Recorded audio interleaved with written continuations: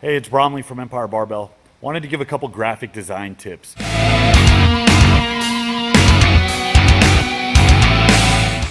When we got into this place, our gym, as you can see, it's just a industrial warehouse, and it had bare white walls when we started. That color at the top was pretty much what the whole place looked like. So it wasn't until the last couple years that we actually made it a point to get the walls painted, so it looked like it had some life in here. For the longest time, I wanted to get our logo up, but I was real slow at actually getting a logo together. It took me a little bit of time to put something together that I didn't hate, and I actually went through a couple different iterations of it. I finally settled on, see the angry barbell chimp in the background, and that's actually what we have on all our shirts right now. I wanted to get that on the wall for the longest time, but I really struggled with what I thought was the best way to do it. I can become kind of a perfectionist, and I don't like to waste time putting effort into things if they're not going to come out a certain way. I knew nothing in here looks professional, and I knew that that wasn't going to look like $1 million job, but I wanted it to be passable, and I wanted it to kind of represent a certain standard. So the important thing to me is that when people walked in here, they saw the gym name and our logo presented about as big as I could get it.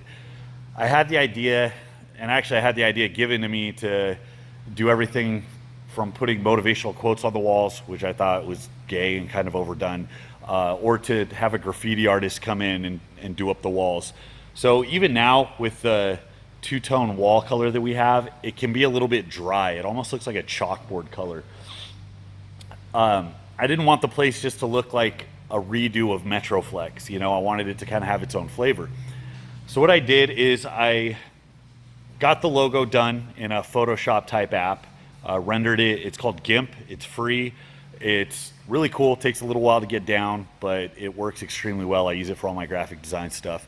I rendered it in GIMP, hooked it up to, hooked my laptop up to a projector, and I just projected the logo up on the wall right there.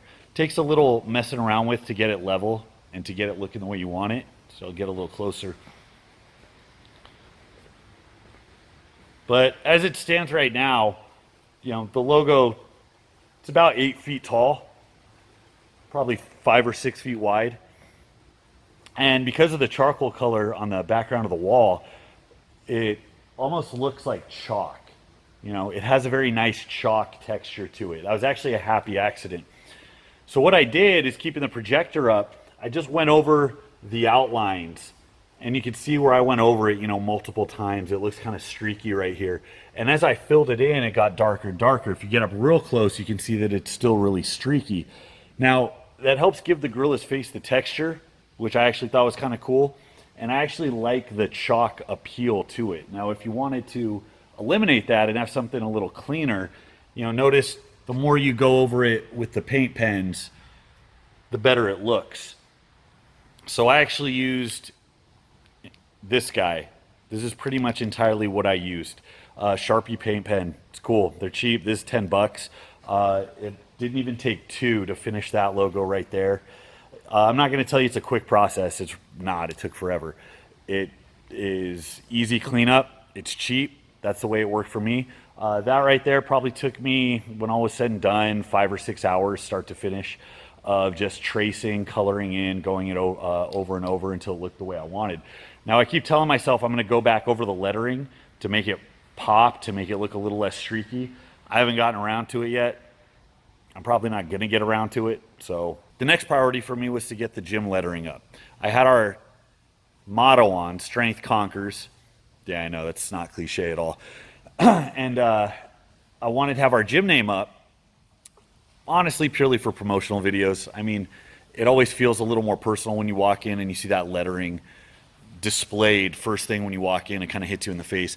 But I mean, we have our deadlift platform right here. People are always taking deadlift videos, and I wanted the gym name to be displayed in the background, basically just copying from Barbell Brigade. I went a different route, so you can't really see it. You'll see it in another clip I cut in here. It's blocked with our extraordinarily generous Toys for Tots donations that we got from all of our members. You're going to notice that the coloring, it's a little straighter and a lot more white.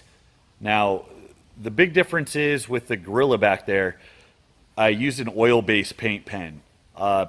They were actually out of the oil-based paint pen, so I got the water-based ones, which I think are usually what you use on Windows.